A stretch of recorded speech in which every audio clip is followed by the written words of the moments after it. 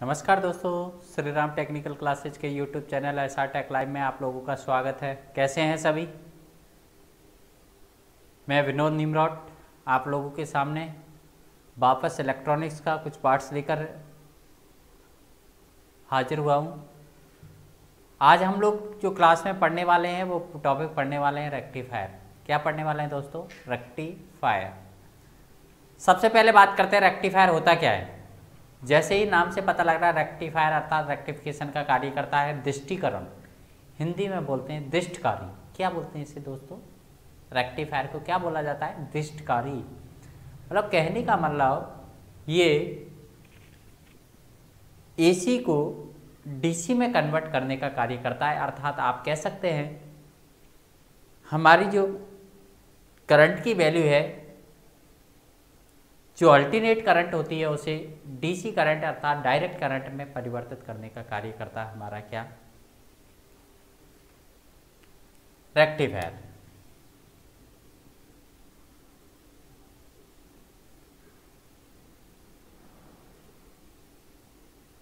जिसे बोलते हैं हम दिष्टकारी।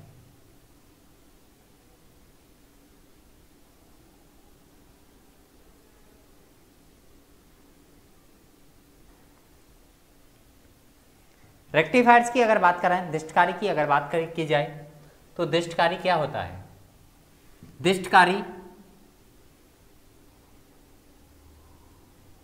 एसी को डीसी में कन्वर्ट करने का कार्य करता है। अर्थात अल्टरनेट करंट को डायरेक्ट करंट में कन्वर्ट करने का कार्य करेगा। अर्थात एसी को डीसी में कन्वर्ट करने का क्या करेगा? कार्य करेगा। बेसिकली सामान्य तौर पर आप लोगों को पता है, मैंने आप लोगों को जब डायोड पढ़ाया था तब कहा था कि डायोड का कार्य है एसी को डीसी में कन्वर्ट करना। तो यहाँ पर भी हम लोग सामान्य तौर पर डायोड का ही प्रयोग करते हैं। डायोड लगाकर ही एसी को डीसी में कन्वर्ट करते हैं। इसी के आधार पर, डायोड के यूजेज के आधार पर ही इन रेक्टिफायर्स को कई भागों में डिवाइड कर दिया गया है, कई भागों में बांट दिया गया है। हम लोग बात करते हैं सबसे पहले हाफ वेव रेक्टिफायर की। किसकी बात करते हैं दोस्तों? Half wave rectifier. Wave rectifier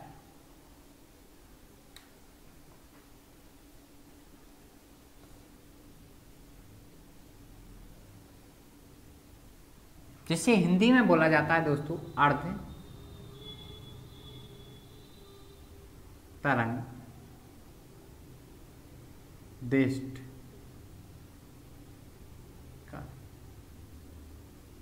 क्या बोला जाता है दोस्तों? अर्ध तरंग दिष्टकारी। हाफ वेव रेक्टिफायर की अगर बात करें हम लोग,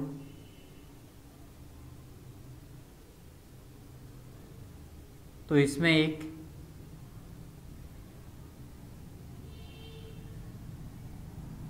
स्टेप डाउन ट्रांसफार्मर के द्वारा हम लोग सप्लाई देते हैं।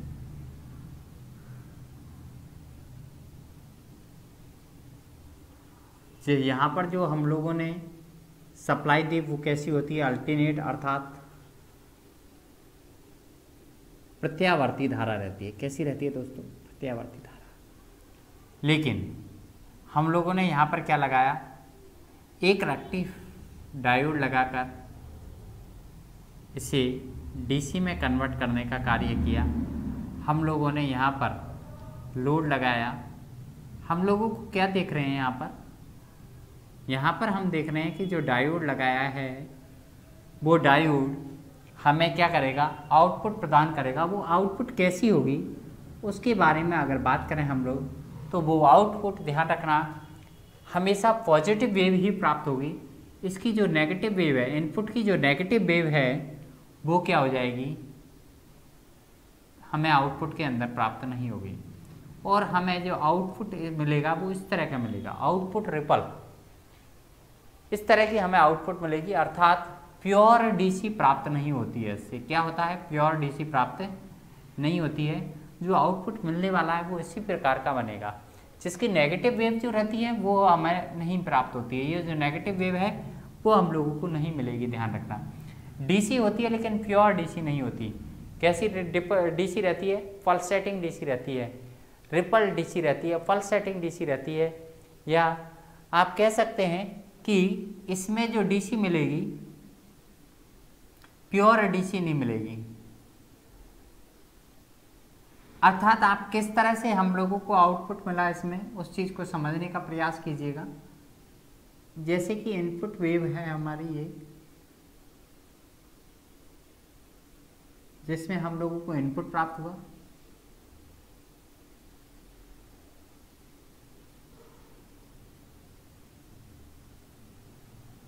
यहां पर हम लोगों को जो है आउटपुट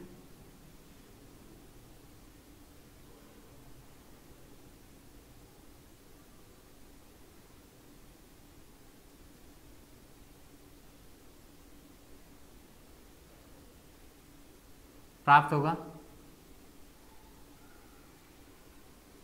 वो कैसा मिलेगा? उस तरीके का आउटपुट मिलेगा हमें, इस तरीके का आउटपुट मिलेगा।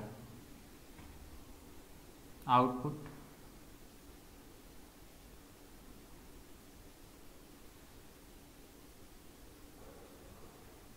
डीसी,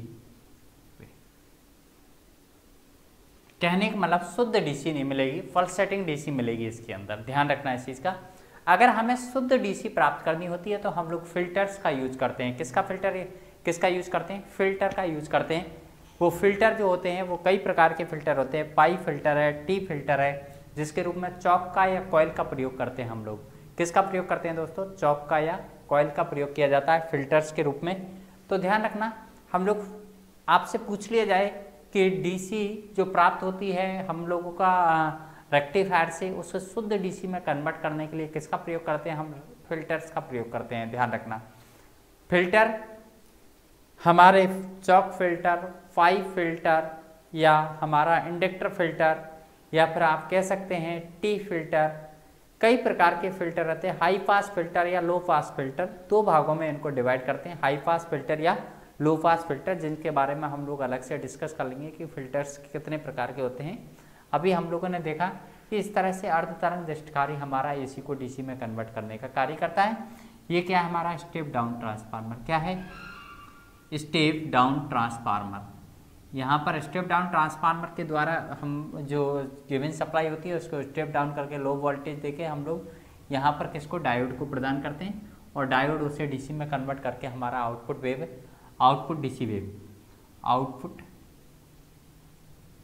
डीसी वेव, मतलब डीसी में भी वेव होती है। ध्यान रखना, लेकिन कैसी तरंग रहती है? अर्ध तरंग होती है, पूरी तरंग हम लोगों को नहीं मिलती है।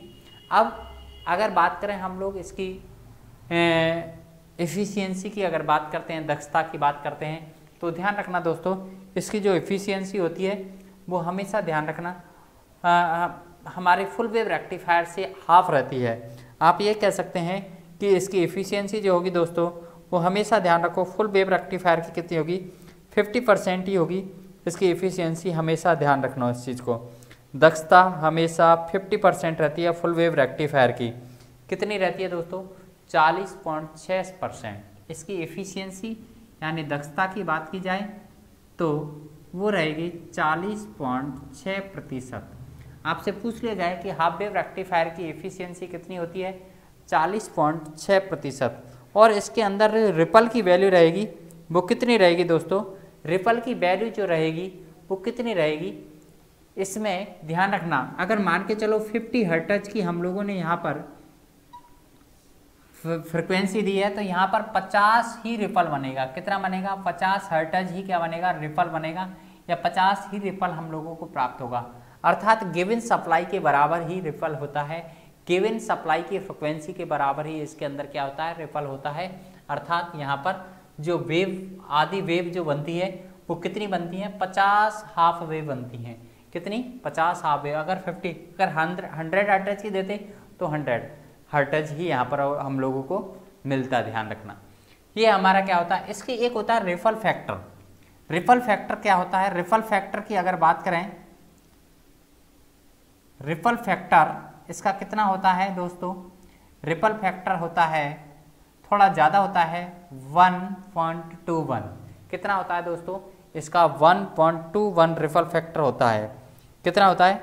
रिपल फैक्टर इसका 1.21 रिपल फैक्टर होता है। ध्यान रखना, बेसिकली एफिशिएंसी कम होने की वजह से हम लोग इसका प्रयोग नहीं करते हैं, बहुत कम यूजेज लेते हैं। एफिशिएंसी बहुत कम होने की वजह से इसका प्रयोग सामान्यतः लॉसेज इसके अंदर ज़्यादा होते हैं, पावर लॉसेज ज़्यादा होते हैं, इसलिए हम लोग सामान्य तौर पर इसकी बातें नहीं करते हैं या इसका उपयोग नहीं करते हैं। दूसरा हमारा दोस्तों वो होता है फुल वेव रेक्टिफायर। कौन सा होता है? फुल वेव रेक्टिफायर, जिसके बारे में हम लोग अभी बात करेंगे आप लोगों के सामने। फुल वेव रेक्टिफायर जो होता है दोस्तों वो कैसा होता है? उसमें हम लोग 2 डायोड यूज लेते हैं। क्या लेते हैं दोस्तों? 2 डायोड हम लोग इसके अंदर यूज लेते हैं, प्रयोग में लेते हैं।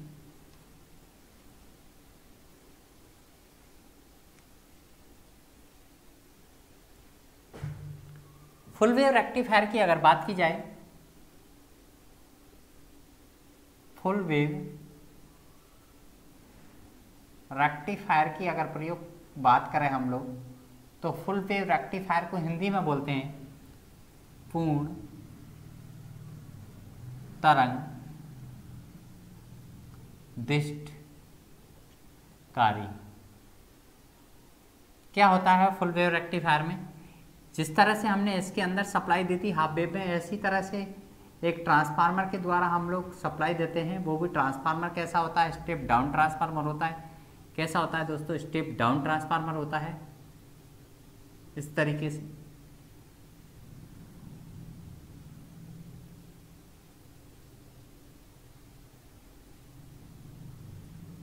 यहाँ पर हम 2 डायोड यूज करते हैं इस तरीके से।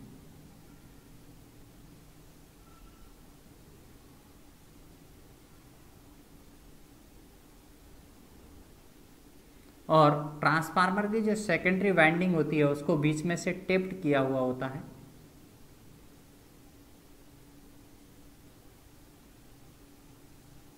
और इस तरीके से हम लोग आउटपुट, यहाँ पर फिल्टर लगा सकते हैं आप लोग, चॉक फिल्टर या इंडक्टर फिल्टर, एल फिल्टर या सी फिल्टर, कुछ भी लगा सकते हैं।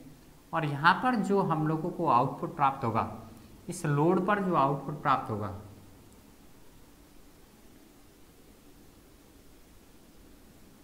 यहाँ पर क्या है? लोड। इस पर जो आउटपुट मिलेगा वो किस प्रकार का मिलेगा दोस्तों?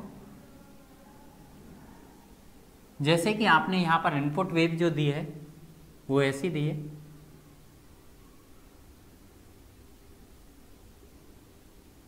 ये इनपुट है हमारी एसी इनपुट। अगर आउटपुट की बात करेंगे तो आउटपुट जो प्राप्त होगा वो कैसा प्राप्त होगा दोस्तों? यहाँ पर जो हमारी पॉजिटिव वेव तो मिलेगी ही, साथ में जो नेगेटिव वेव होगी उसको भी किस में कन्वर्ट कर देगा? या पॉजिटिव वेव में प्राप्त कन्वर्ट कर देगा। और हमें इस तरह से रिपल फ्रिक्वेंसी यहाँ पर जो मिलेगी हम लोगों को, रिपल फ्रिक्वेंसी वो मिलेगी, वो सप्लाई फ्रिक्वेंसी से दोगुनी होगी। Output ripple wave DC wave मिलेगी। यहाँ पर वो हमें मान के चलो 50 हर्ट्ज की सप्लाई आप लोगों को दी है यहाँ पर, तो यहाँ पर रिपल फ्रिक्वेंसी जो होगी वो 100 हर्ट्ज होगी। कितनी होगी? 100, मतलब 100 वो बनेंगे, रिपल बनेंगे इसके अंदर। कहने का मतलब गिवन सप्लाई का जस्ट डबल होता है।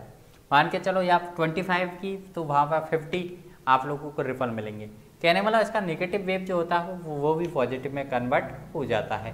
हम प्रॉपर इनपुट और आउटपुट को देखें तो किस तरह से प्राप्त होगा।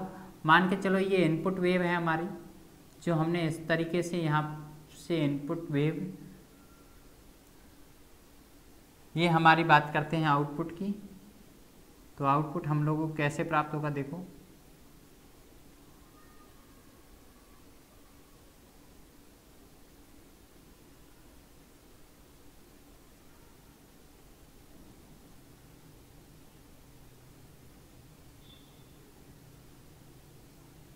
देखो ऐसे ऐसे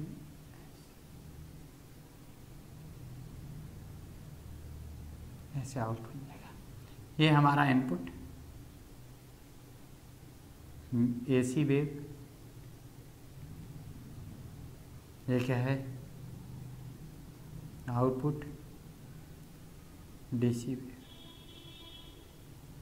ध्यान रखना। इस तरह से हम लोगों को आउटपुट वेव मिलेगी। समझ रहे हैं दोस्तों, ये हमारा क्या है, आउटपुट। यहाँ पर अगर एफिशिएंसी की बात करें तो 40.6% की एफिशिएंसी वो यहाँ पर 81.2% होगी। 81.2% एफिशिएंसी होगी। यहाँ पर आपसे पूछ लिया जाए कि फुल वेव रेक्टिफायर की एफिशिएंसी कितनी होती है, तो आप कह सकते हैं हाफ वेव रेक्टिफायर का जस्ट डबल होती है। कितनी होती है, हाफ वेव रेक्टिफायर का जस्ट डबल होती है। ध्यान रखना इस चीज़ का, अर्थात 81.2% इसकी एफिशिएंसी होती है। अगर हम इसके रिपल फैक्टर की बात करेंगे, रिपल फैक्टर की अगर बात करेंगे तो वो होता है 48.2 या प्रतिशत। यहाँ पर अगर रिपल फैक्टर की बात करते हैं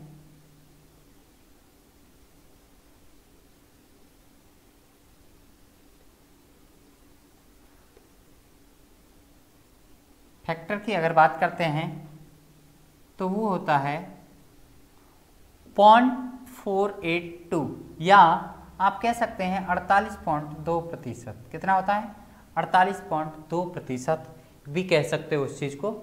ये हमारा होता है रिपल फैक्टर इसका। जो यहाँ पर हमारी फ्रिक्वेंसी की अगर बात करते हैं तो फ्रिक्वेंसी क्या रहेगी, फ्रिक्वेंसी क्या रहेगी, वो सप्लाई फ्रिक्वेंसी से जस्ट डबल रहेगी, जिसे रिपल फ्रिक्वेंसी कहते हैं। रिपल फैक्टर की अगर बात करते हैं तो वो कितना रहता है, 48.2% या आप कह सकते हैं 0.482। और एफिशिएंसी की अगर बात करते हैं तो हाफ वेव से जस्ट डबल रहेगी, यानी कह सकते हैं 81.2% रहेगी। यहाँ पर हम लोग दो डायोड यूज करते हैं, D1 और D2। यहाँ पर D2 क्या करता है, जो नेगेटिव वेव रहती है उसको भी एक पॉजिटिव वेव में कन्वर्ट करके हम लोगों को प्राप्त करता है। बेसिकली इसका प्रयोग जो किया जाता है वो बैटरी चार्जिंग वगैरह के लिए हम लोग यूज करते हैं। AC को DC इसकी एफिशिएंसी अच्छी होती है, इसलिए हम लोग इसको सामान्य तौर पर बैटरी चार्जिंग वगैरह के लिए उपयोग में लेते हैं। समझ रहे हैं, कई क्वेश्चंस बनते हैं, कितने डायोड यूज लेते हैं, कौन सा ट्रांसफार्मर यूज लेते हैं, स्टेप डाउन कौन सा यूज लेते हैं, स्टेप डाउन कितने डायोड यूज करते हैं, 2 डायोड यूज करते हैं। ध्यान रखना, यहाँ पर हम लोग लोड पर जो मिलेगी हम लोगों को फ्रिक्वेंसी वो कितनी मिलेगी, सप्लाई फ्रिक्वेंसी से जस्ट डबल मिलेगी। रिपल फ्रिक्वेंसी सप्लाई फ्रिक्वेंसी से जस्ट डबल होगी। हम लोगों को जो होता है यहाँ पर एफिशिएंसी की अगर बात करते हैं तो 81.2% रहती है, और रिपल फैक्टर की अगर बात करते हैं तो 0.482% या 0.482 या फिर आप कह सकते हैं 48.2 रहता है हमारा रिपल फैक्टर। ये हमारा क्या हुआ सर, दो फुल वेव रेक्टिफायर के बारे में आप लोगों को बताया। इसी तरह से फुल वेव रेक्टिफायर दूसरा कौन सा होता है हमारा, फुल वेव रेक्टिफायर दूसरा जो होता है वो होता है ब्रिज रेक्टिफायर। ब्रिज रेक्टिफायर जो होता है वो भी इसी तरीके से होता है हमारा जिस तरह से फुल वेव रेक्टिफायर, लेकिन उसमें हम लोग क्या करते हैं, 4 डायोडों का प्रयोग करते हैं। कितने डायोडों का प्रयोग करते हैं दोस्तों, 4 डायोडों का उसके अंदर प्रयोग किया जाता है सामान्य तौर पर, जिसको हम लोग नेक्स्ट वीडियो में डिस्कस करेंगे। इस वीडियो में सिर्फ इतना ही। नेक्स्ट वीडियो में हम लोग देखेंगे कि हमारा ब्रिज रेक्टिफायर क्या होता है, उसके बारे में अभी हम लोग पढ़ेंगे और इसके एप्लीकेशंस वगैरह हम लोग पढ़ेंगे। धन्यवाद। अगले वीडियो में वापस आप लोगों के सामने लेकर मिलते हैं ब्रिज रेक्टिफायर। क्या, ब्रिज रेक्टिफायर। तब तक के लिए धन्यवाद।